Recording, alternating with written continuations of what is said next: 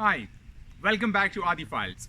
My name is Adil Ilyas, and in this video, I'm going to talk about scholarships. Yes, scholarship, a word which is loved by every student because it helps them pursue their education without putting a lot of financial burden on them or on their families. If you're new to the channel Adi Files, subscribe to it to get more information on study abroad. I have studied in Pakistan, Italy, the US, and Germany, and for the most part of my studies, I was always able to get some kind of scholarship. And in this video, I'm going to tell you what kind of scholarships are available out there, how you can find these scholarships, and how you can apply for them. So, first of all, you have to understand that if you're sitting somewhere around the world, let's say Brazil or Pakistan, India, China, Morocco, you cannot just say that, okay, I'll apply for some scholarship online and I'll get the scholarship and only then I will go to study abroad. Unfortunately, sometimes this is not how it works. So sometimes you can apply for some scholarships online and you will get these scholarships, but sometimes you actually have to be present in some country and enroll at a university to actually apply for some scholarships. So in this video, first of all, I will talk about the scholarships which you can apply online. So first of all, you can go to the website of your country's government or the education ministry. So let's say for Pakistan, we have Higher Education Commission. So when you go to the HEC's website, you can find some scholarships mostly available for masters and PhDs. And let's say you go abroad for 3 years and you have this scholarship, then you have to go back to Pakistan and work there for 3 years. Or you can go to the website of the government of the country where you want to go to study abroad. So let's say for the US, there is Fulbright. You can have this scholarship, but then again, you have to go back to your country after your studies. So let's say you don't want to go back and you want to stay abroad and work there. So then there are some other scholarships you can actually apply for. So in case of Europe, for example, there is Fulbright. You can study in 2 to 4 different European countries and you can have a scholarship for your studies, mostly for your masters, and then you don't have to go back to your country.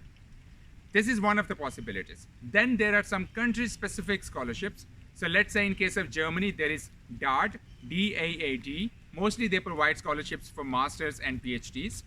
Or let's say sometimes there are some scholarships available on the university's website. So you apply for a particular master's program, check the website of this master's program, you might find a scholarship there, or you might find some scholarships on this university's website. If you cannot find anything there, you can actually always look at the website of the international office of the university, or you can write an email to the international office or to the administration of this study program where you're applying. They might actually tell you about some university scholarships or some external scholarships. So what kind of external scholarships are these? So what happens is sometimes some companies, for example, they also provide scholarships, and then this is a good marketing campaign for them. So let's say we are talking about a particular city or a particular state, and there is a very famous company there, and they are collaborating with some universities in that region, and they provide scholarships so that people get to know about these companies. So you can apply for scholarships at these companies. Or sometimes there are some banks or some NGOs or some other organizations, some church as well sometimes. So all of these different institutions or organizations, they provide for scholarships, and sometimes they actually have scholarships particularly for international students or particularly for women. So this is a really good chance for you because you have less competition here. Now sometimes you can apply for these scholarships online, but sometimes, as I said, you cannot do this and you have to be there actually, and you have to go there in person and show them the enrollment letter from the university and then apply for this scholarship. And then they normally also want to see the grades from at least one semester. So they want to see how you're performing in this country in addition to your academic performance from your own country.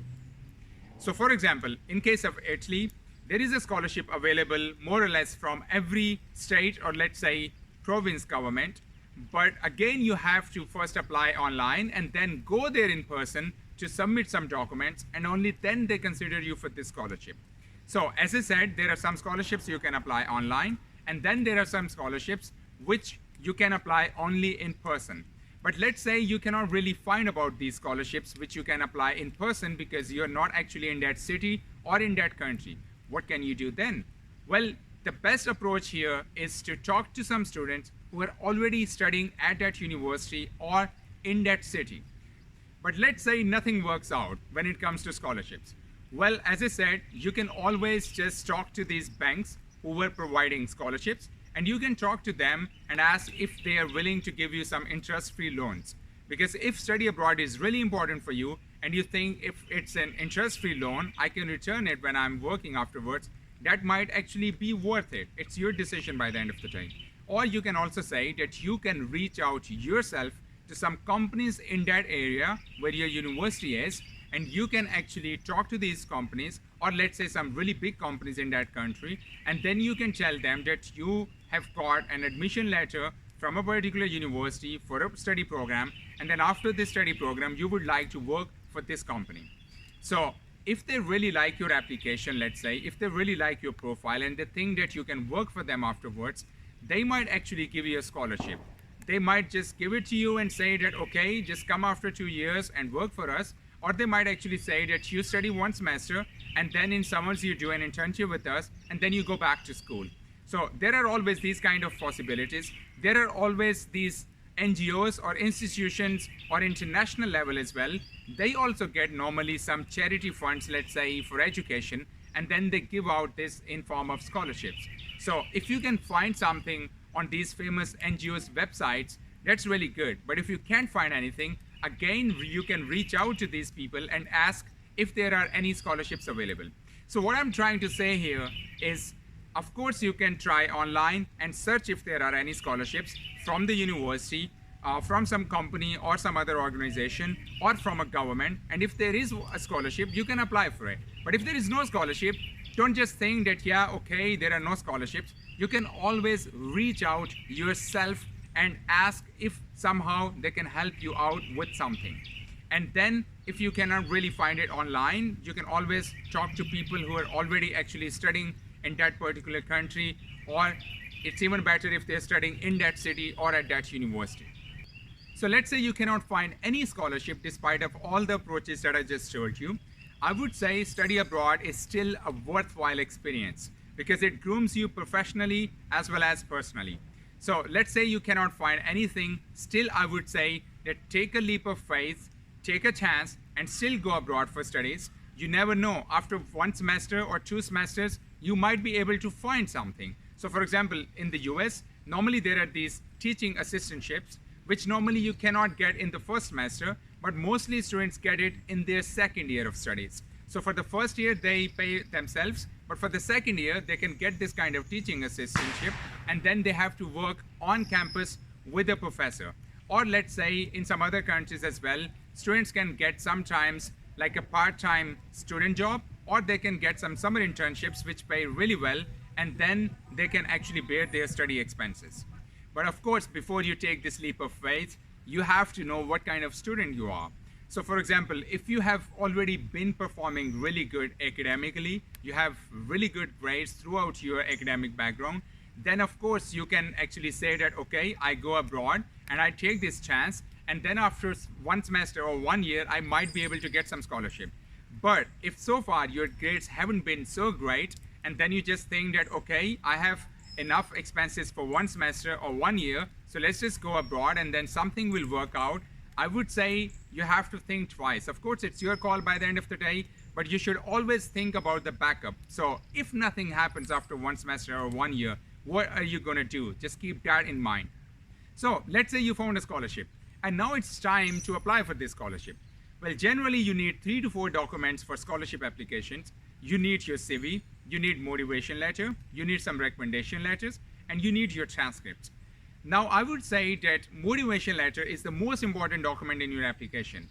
Of course, the CV gives really good impression about yourself, but it's your motivation letter which really tells them that why you deserve this scholarship and why you will benefit better from this scholarship compared to all the other applicants. Check out the video from Adi Files on how to write a good motivation letter. I hope I could give you a good overview on scholarships in this video. If you have any questions, mention them in the comments below. Keep watching Adi Files for further videos related to study abroad, and also check out the website adifiles.com for further information.